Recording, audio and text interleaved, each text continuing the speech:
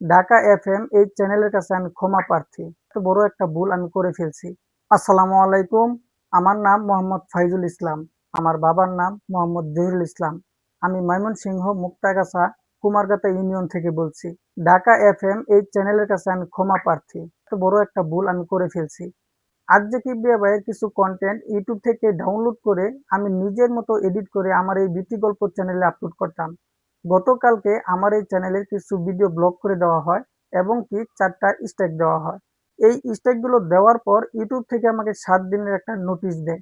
৭ দিনের ভিতরে যদি আমি স্ট্রাইকগুলো না তুলতে পারি তাহলে আমার এই চ্যানেলটাকে সারা জীবনের জন্য সরিয়ে ফেলবে। তাই আমি এই ঢাকা এফএম পুরো টিমের কাছে ক্ষমা প্রার্থী।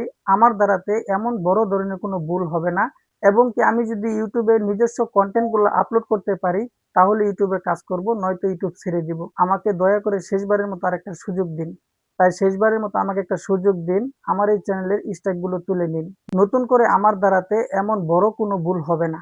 তাই আমি ঢাকা এফএম পুরো টিমের কাছে ক্ষমা প্রার্থী। বিনীতভাবে অনুরোধ জানাচ্ছি, দয়া করে আমার এই স্ট্রাইকগুলো তুলে নিন। আমাকে একটা শেষ সুযোগ দিন।